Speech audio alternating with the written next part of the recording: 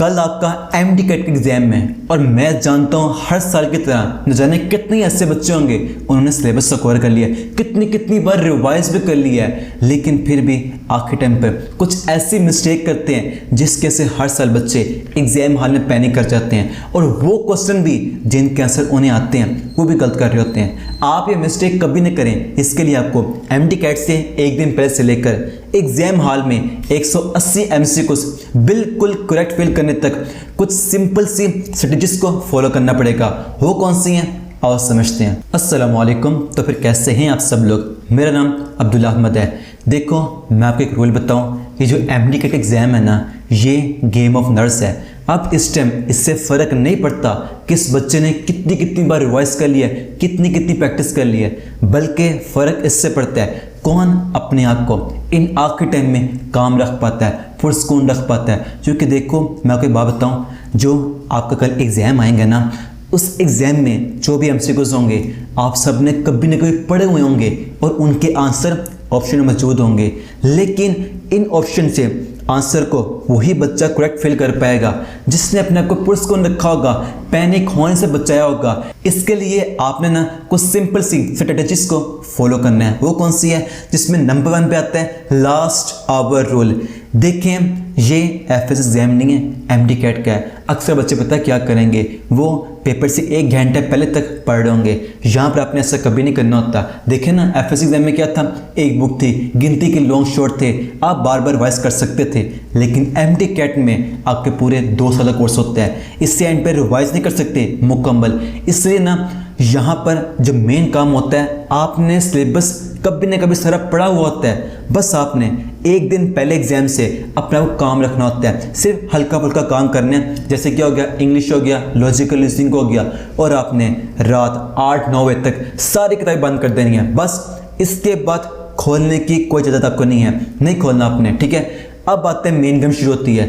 आपने अपना वो कहना है मैंने जो तैयारी करनी थी कर ली, अब मुझे तवक्कल है इस चीज़ पर जो मेरी तैयारी काफ़ी है। कल जो क्वेश्चन भी आ रहे होंगे ये सारे वो होंगे जो मैंने पढ़े हुए होंगे, और मैं इन क्वेश्चन के जो 180 बबल फिल करूँगा वो सारे करेक्ट फिल करूँगा। जब आपने इस चीज़ पर तवक्कल कर लिया ना, तो आपने आधी गेम एग्जाम हॉल इंटर होने से पहले जीत ली।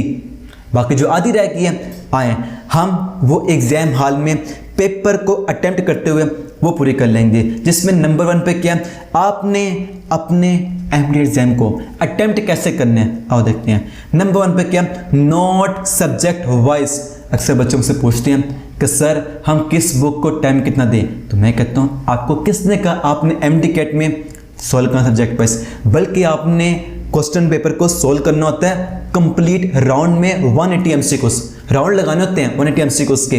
आपने कभी से सब्जेक्ट सोल्व नहीं करना होता है। इसके पीछे एक साइंटिफिक रीजन है, क्योंकि देखें ना आपके पेपर में ऐसे क्वेश्चन भी होंगे जो डिफिकल्ट होंगे, वो टाइम मांगते होंगे रिकॉल करने के लिए। आपकी लॉन्ग टर्म मेमोरी से शॉर्ट टर्म मेमोरी में आने के लिए टाइम चाहिए होगा। अगर आप ये करेंगे, फॉर एग्जाम्पल फिजिक्स की बुक है, पहले उसे कवर करना है, 40 मिनट उसको देंगे, इस तरह क्या होगा, आपको उसके मुश्किल एमसीक्यूज को करने के लिए टाइम कम मिलेगा और इसके चांस कम हो जाएंगे, वो एमसीक्यूज ठीक हो रहे होंगे। इसलिए हमेशा हमने पेपर को सोल्व करना होता है राउंड्स में, और राउंड लगाने होते हैं कितने, 3-4। जो राउंड नंबर 1 होगा ना, उसमें आप क्या करेंगे, सिर्फ वही क्वेश्चन करेंगे। आपने पढ़ी स्टेटमेंट, उस टाइम उसका आंसर मिल गया, उससे कर लेंगे। इससे क्या होगा, पहले राउंड में अबाउट आपके ना 100 के पास वो एमसीक्यू हो जाएंगे जो बिल्कुल इजी हर बच्चे को आते होते हैं, ठीक है ना। इससे क्या हो गया, 2 घंटे पढ़े 80 एमसीक्यू से, आपका कॉन्फिडेंस जहाँ से जहाँ पर पहले ही आ गया कि टाइम भी है और क्वेश्चन भी कम रह गए हैं, आप कर लेंगे। अब आपने करने नेक्स्ट राउंड नंबर 2, इसमें करने वो वाले क्वेश्चन जिन क्वेश्चन के आंसर आपको एग्जैक्ट मिल जाएंगे लेकिन उन टाइम लगा था, ठीक है। लेकिन सेकंड में क्वेश्चन कौन से करने, वो जिनका हमको आंसर मिल गया, जिनका आंसर नहीं भी मिला वो छोड़ देना अपने किसके लिए, थर्ड राउंड के लिए। अभी कितने क्वेश्चन होंगे, आ जाके 20-25 क्वेश्चन होंगे, ठीक है ना। थर्ड राउंड में आपने करने वो वाले क्वेश्चन जो डिफिकल्ट थे, बस उन्हें टाइम लगा, आपने सॉल्व कर लिया, और वो क्वेश्चन भी जो आपने गेस करने हैं उससे भी या कल थर्ड राउंड में या कल ने फोर्थ राउंड में। इन्हें पहले राउंड में कभी नहीं करना, फर्स्ट राउंड में सिर्फ वो क्वेश्चन करने इजी, आपने वो स्टेटमेंट आपको याद आ गए। सेकंड में कौन से करने, वो वाले जिनमें टाइम तो लगा था, कैलकुलेशन बेस्ड थे, लेकिन आपको उनका बिल्कुल करेक्ट आंसर मिल गया। थर्ड फोर्थ में होंगे जो डिफिकल्ट होंगे, जो गैस करने होंगे। गैस कैसे करने, मैंने इस पर ना साइंटिफिक रूल की एक मुकम्मल बनाई वीडियो जो आपको मिल जाएगी चैनल पर, आप वो देख सकते हैं, ठीक है ना। यहाँ पर ये पॉइंट था। अब उसके बाद नेक्स्ट मेन है फोकस ऑन क्वेश्चन। इसका क्या मतलब है, देखें बच्चे करते हैं, वो ये करते हैं जब भी पढ़ेंगे स्टेटमेंट को उनका ध्यान होगा मुझे बस जल्दी से आंसर मिल जाए। इससे क्या होगा, सिली मिस्टेक करते हैं। फॉर एग्जाम्पल ये देखें, जैसे एमसीक्यूज है, which of following are not the feature of virus. अब जो बच्चे करेंगे ना वो स्पीड में नोट को छोड़ जाएंगे, आंसर बिल्कुल ऑपोजिट आएगा। इसलिए पहला मेन फोकस करना है क्वेश्चन के स्टेटमेंट पढ़ने पर। अगर आपको उसका आंसर स्टेटमेंट समझ आ जाएगी ना, आप उसका आंसर भी निकाल लेंगे। फोकस का करना है, स्टेटमेंट पे करना है, समझ आ गई, आंसर भी निकलेगा, ठीक है ना। एंड नंबर 3 पर सिली मिस्टेक। देखो ऐसा पॉसिबल है, कुछ ऐसे क्वेश्चन हो उनके आंसर आपको आते थे लेकिन बस जल्दबाजी में या जैसे भी वो गलत हो जाए। अब बात है आपका main exam, main test of nerves. अपने आप कंट्रोल करते हैं क्या, हिम्मत का मुजाहिरा करते हैं आप। अब आपने मुजाहिरा करना है एक्चुअल में हिम्मत का। ये क्वेश्चन गलत हो गए, चलें अब मैं इसके बाद किसी सिंगल क्वेश्चन गलत नहीं दूंगा। मैं इसके लेता हूँ, अपनी एग्जाम्पल लेता हूँ। जैसे मेरे टाइम पे क्या हुआ था, फिजिक्स पेपर था, 2 सिंपल से डिफाइन थी, बस जल्दबाजी में गलत होगी, ऑप्शन गलत फिल हो गए। मैंने तब वो गलती हुई लेकिन उसके बाद अक्लमंदी की, वो क्या, पैनिक नहीं करने दिया, ये बात की भले ही गलती होगी।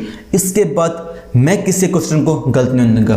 फिर इसमें क्वेश्चन कोई गलत नहीं हुआ, लॉजिक ऐसे बिल्कुल ठीक हुआ। यहाँ पर मैं आपको समझा रहा हूँ, अगर मैं कर सकता हूँ ना इस रूल को फॉलो, आप भी कर सकते हैं। आपने करना है। ऐसा हो जाता है जिस बच्चे ने टॉप किया उसके 5 एमसीक्यूज गलत हैं कि वो जो उसने पढ़े नहीं थे, पढ़े हुए थे, बस कुछ मिस्टेक होगी, लेकिन फिर भी देखे ना उसने उन 5 गलत होने के बावजूद 195 एमसीक्यूज को ठीक किया।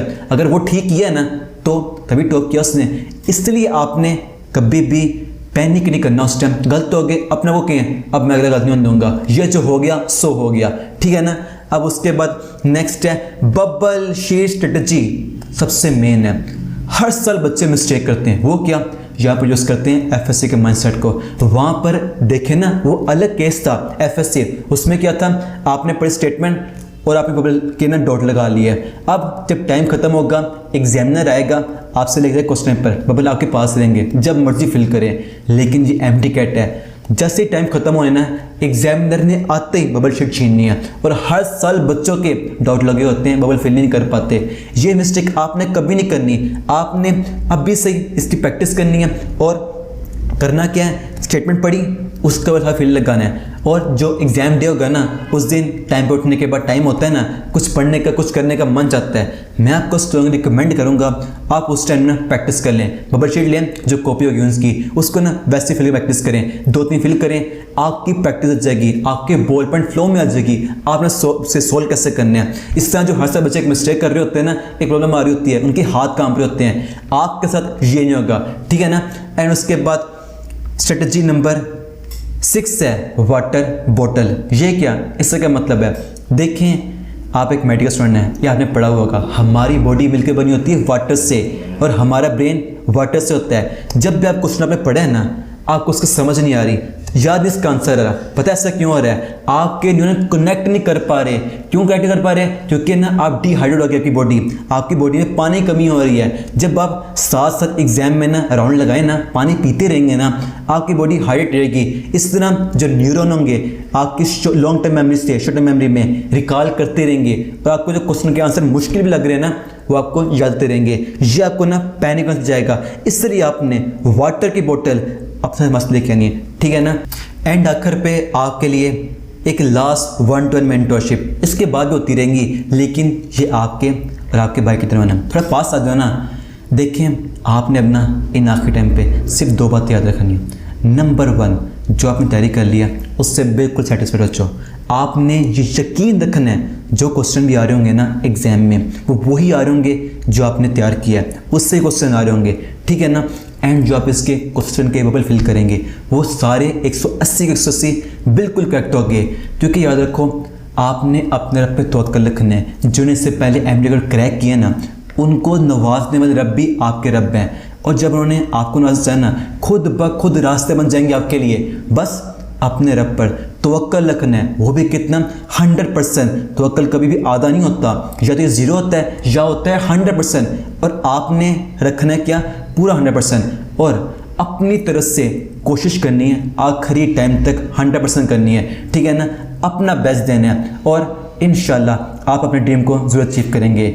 मुझे यकीन है आपकी इस वजह से हेल्प हुई होगी। अगर तो हेल्प हुई है ना, अपने किसी दोस्त को मस्त शेयर करना, ताकि हम ना इस आखिरी टाइम पर उसकी हेल्प भी कर सकें। तो फिर मिलते हैं नेक्स्ट वीडियो में, तब तक के लिए फ़ी अमान अल्लाह।